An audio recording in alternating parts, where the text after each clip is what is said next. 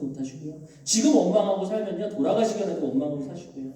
사람은 쉽게 변하지 않기 때문에. 그래서 우리 죽음의 모습은 뭐 삶의 모습이 아닐까 싶습니다. 그래서 제가 한 달에 한 번씩 그 호스피스에 계신 수녀님들하고 같이 모여서 수업도 하고 공부도 하고 그래요. 그런데 거기 계신 수녀님이 뭐라고 얘기하시냐면 호스피스에 들어오신 분들 보면요. 삶은 개떡같이 살았고 여기 와서 잘 죽을 생각한대요. 근데 그거는 불가능하다. 왜냐? 삶하고 죽음은 같이 붙어 있어서. 그래서 삶을 잘 살아야 죽음도 잘 산다. 라고 이렇게 얘기를 하고 계시죠. 그래서 죽음의 모습은 그 삶의 모습이 아닐까라는 생각들이 듭니다. 그런데 우리 카톨릭 신앙 안에서 제일 잘 돌아가신 분, 제일 웰다잉 하신 분이 계세요. 누구시죠? 네? 어떤 분? 네, 그렇죠? 우리 예수님이 우리가 웰다잉으로 봤을 때 가장 잘 돌아가신 분, 훌륭하게 돌아가신 분, 그렇죠? 근데 예수님은 굉장히 두려워하셨어요. 우리 다들 잘 아시죠? 아버지께서 원하시면 이 잔을 저에게 거두어주소서. 그러나 제 뜻이 아니라 아버지의 뜻이 이루어지게 하소서. 저는 이 구절을 봤을 때요, 이 예수님은요 굉장히 두려우셨을 거예요. 그 무릎 꿇고 기도하시면서 뭐라죠? 피땀을 흘리면서 기도하셨다고 해요. 너무 두렵고 무서워서 이 잔을 제발 거두어 주소서. 하지만 아버님 뜻이라면 제가 받아들이겠습니다. 그래서 억울하게 십자가에 못 박혀 돌아가셨어요. 그런데 저 같은 마음 좁은 사람이라면요, 우리 아버지가 하느님이라면 제가 십자가에 못 박힐 때 이럴 거예요. 하여튼 우리 아버지가 하느님인데 내가 죽기만 해봐. 내가 죽고 난 다음에 가만히 안 놔둬줄 거야. 어떻게든 내가 니들 복수를 하든지 가만히 안 놔둬줄 거야 하면서 억울하게 죽으니까요. 그렇죠? 일을 아득바득 가져 죽을 거예요. 그렇죠? 근데 예수님은 돌아가시는 순간까지도 뭐라고 얘기했죠? 아버지, 그들을 용서하여 주소서. 그들은 그들이 하는 일을 모릅니다. 예수님은 죽는 순간까지도 용서하시면서 저들을 용서해달라고. 그러니까 이 죽음을 통해서 정말 예수님의 삶은 완성된 거고요. 거듭나신 게 아닐까 싶습니다. 그래서 우리 여러분들도 계세요. 우리 김수환 추기경님도 마지막에 굉장히 또 저를 연명치나 이런 걸 원하지 않으시고 자신의 죽음을 스스로 준비하기도 하셨고요. 우리 법정스님도 그러셨고요. 그다음에 우리 작년에 신영복 교수님도 임종이 눈앞에 다가왔을 때 스스로 이제 곡기를 끊으시고 명상하시면서 스스로의 죽음을 준비하시기도 하셨고요. 이런 분들도 계시고요. 이분은 누구시냐면 우리 동방원이라고 하는 기독교 영성 공동체의 원장님이세요. 그래서 평생 기도와 노동과 자선으로 사셨던 분인데 이제 마지막에 몸이 많이 편치 않으셔서 이제 암으로 임종이 눈앞에 다가오셨습니다. 그래서 그렇게 몸이 많이 편찮으시고 나서부터 뭐냐면 자신의 죽음을 스스로 준비하시더라고요. 금식하시고 기도하시고. 그래서 이게 돌아가시기 한 달 전의 모습이에요. 제가 이 모습을 보고 깜짝 놀랐어요. 어떻게 사람이 자기 죽음 앞에서 저렇게 평소보다도 더 밝은 해맑은 표정으로 하느님 나라를 확신하면서 죽음을 맞이할 수 있을까? 오히려 우리들보다 더 행복한 모습으로 기꺼이 하느님 나라를 준비하는 모습을 보면서 정말 깜짝 놀랐습니다. 그렇죠? 그 다음에 우리 세실리아 마리아 수녀님이라고 하는 아르헨티나의 수녀님도요. 이번에 이제 임종이 눈앞에 다가오십니다. 근데 이 임종을 앞둔 모습의 표정이십니다. 지금 우리의 사는 모습보다도 더 아름답고 더 거룩하세요. 너무나 아름다운 모습으로 이렇게 마지막을 이제 준비하셨죠. 그 다음에 우리 이제 절에 불교의 서우 스님이라고 하는 분이 계세요. 아주 유명한 스님이십니다. 이분도 아주 평생 수행을 열심히 하셨고 본인의 신앙의 뜻에 따라서 열심히 수행하셨죠. 그래서 이분은요 돌아가실 때 어떻게 돌아가셨냐면요 좌탈임망하셨어요. 스스로 명상하시는 모습 그대로 자기가 수행했던 모습 그대로 우리가 말한 것처럼 기도하던 모습 그대로 저렇게 자신의 삶을 신앙 안에서 준비를 하신 거죠. 이분 이제 아시는 분들 계시죠? 우리 이춘선 마리아 할머니 유명하시잖아요, 그렇죠? 그렇죠?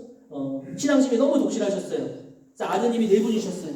그래서 이 아드님 4분을 다 신부님으로 만드셨어요.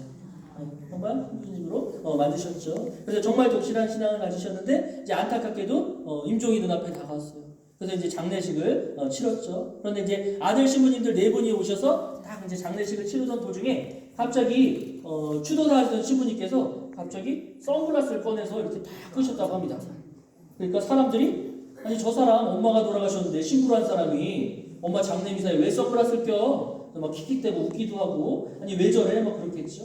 그런데 그래서 이제 우스꽝스러운 이제 말짓도 하시고 몸도 하시고 그러시더니 이 신부님께서 추도사가 다 끝난 다음에 선글라스를 딱 걷으시면서 뭐라고 얘기하셨냐면 저희 어머니께서 제 장례식에 오신 분들 꼭 2번 이상 웃겨드리라고 유언하셨습니다. 저는 어머니와의 약속을 지켰습니다. 그러니까 하느님 나라에 가는 순간이기 때문에 너무 두려워하고 싶지 않다, 슬퍼하고 싶지 않다, 좀 기쁘게 갔으면 좋겠다. 이런 것들을 본인이 다 미리 이야기해 놓으시고요. 자기 장례 미사에 쓸 미사곡도 다 준비해 놓으시고요. 국화보다는 장미꽃을 해주라 이런 것들도 다 미리 준비를 해 놓으셨다고 합니다. 그래서 이게 이제 그 장례식 때 모습이신 거죠. 그렇죠? 이렇게 많은 분들이 또 장례식을 치렀던 모습이시다 하고요. 이분은 누구시냐면요. 우리 허순길 목사님이라고 하는 분이세요. 그래서 이제 신학대학교에서 우리 목사님들을 가르치시던 분인데 아주 청렴하시고 독실하신 신앙을 가진 분이셨습니다. 근데 마지막에 좀 몸이 많이 편찮으셨어요. 그래서 어떻게 하죠? 그 인공호흡기를 끼고서 마지막까지 이 목사님들을 이렇게 교육하셨어요. 그런데 이제 안타깝게 투병을 하다가 돌아가셨죠.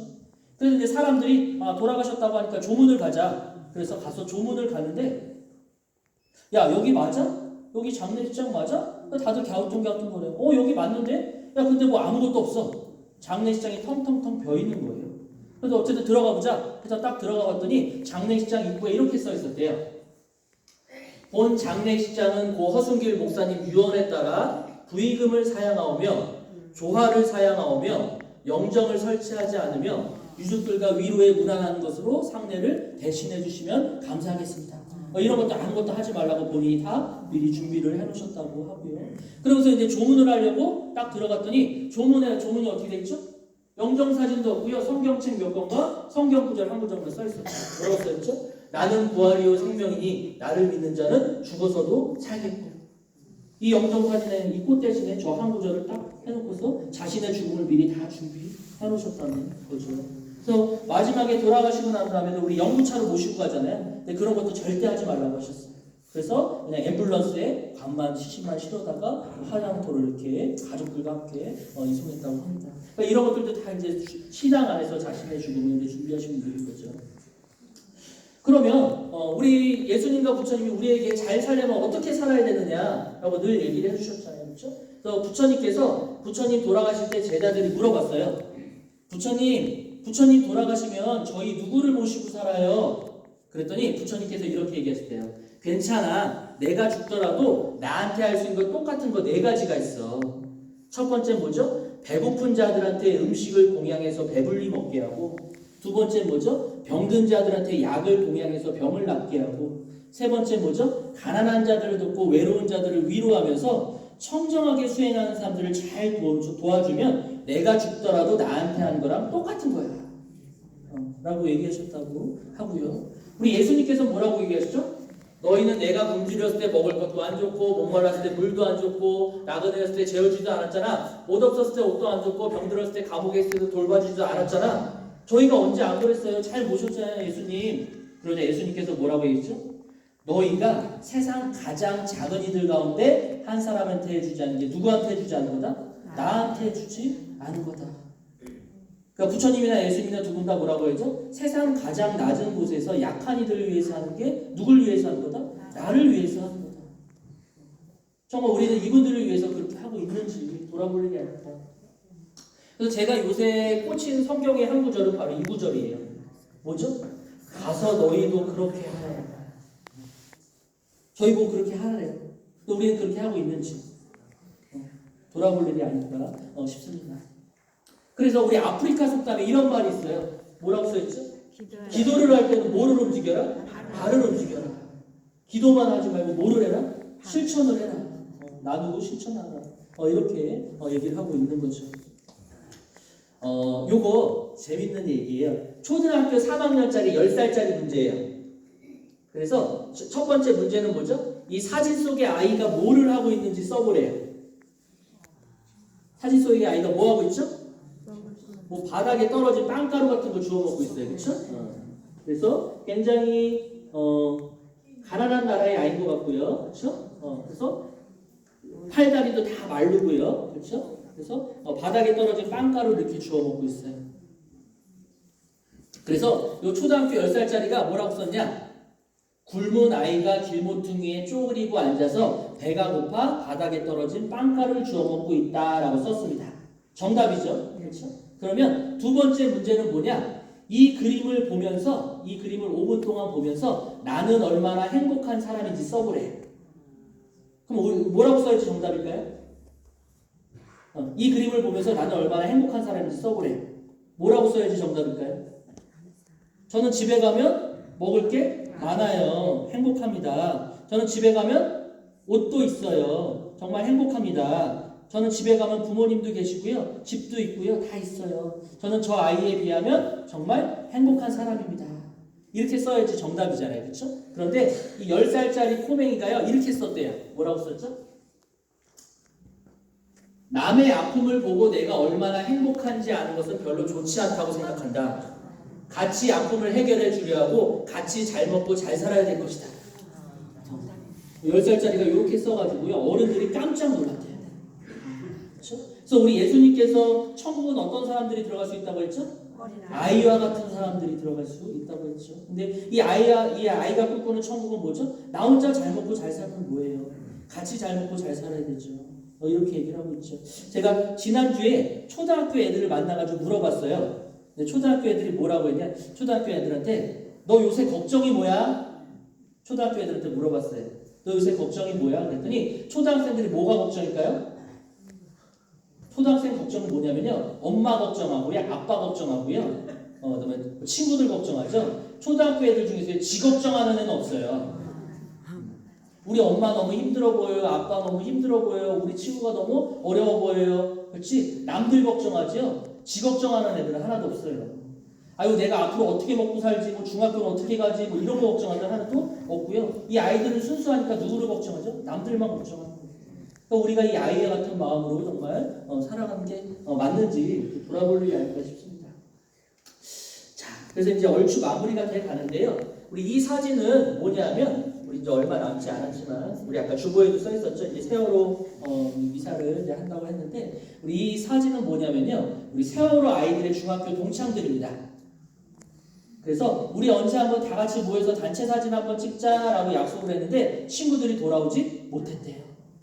우리 그래도 그 약속 꼭 지키자라고 해서 뭐를 했냐면 이 친구들의 영정 사진을 들고 마지막 약속을 지켰다고 합니다.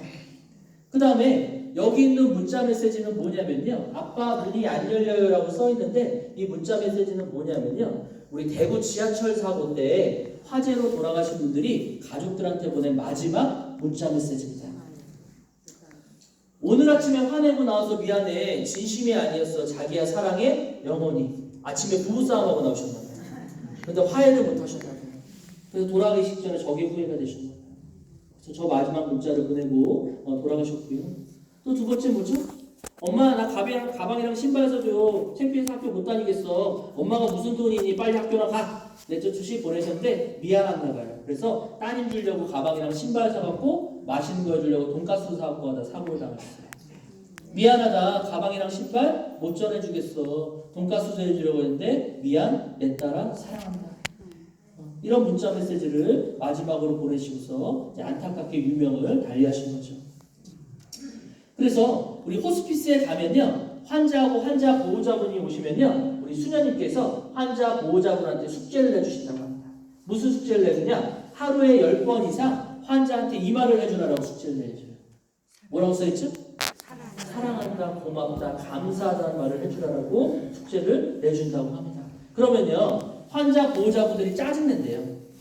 수녀님 병수 갈리는 것도 힘들어 죽겠는데 뭘 이런 걸 시켜요. 우리는 쑥스러워서 이런 말 못해요. 안 해도 다 알아요. 그래서 이런 말 하는 걸 굉장히 하기 싫어한다고 합니다.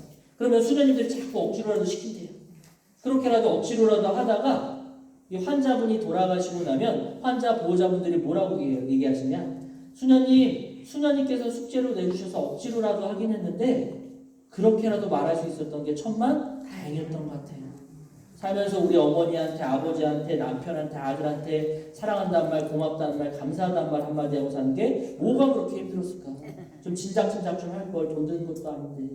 그래서 떠나간 이들이나 떠나보낸 이들이나 제일 후회하는 건 뭐죠? 이 말을 하지 못했던 것들을 제일 후회한다고 합니다. 그래서 이런 말들 죽기 전에 하는 것도 좋지만 우리는 당장 언제라도 할 수 있잖아요. 그렇죠? 그래서 이런 것들을 나중이 아니라 우리 평소에 사랑하는 사람들과 이런 이야기를 나눠보면 어떨지라는 생각이 듭니다. 한국 사람들 정말 신기한 게요. 길 가는 모르는 사람한테는 고맙다 감사하다 말 잘하면서요. 평생 내 옆에 있었던 식구들한테는 가족들한테는 사랑한다 고맙다 감사하다 말 잘 못하더라고요. 그렇죠? 그러니까 남들한테 하는 것도 중요하지만 사랑하는 가족들한테 이 말을 함께 나누면 어떨까라는 생각들이 듭니다. 자, 그래서 우리 오늘 좀 이제 여기 보면요. 묘비명이 두 가지가 있습니다.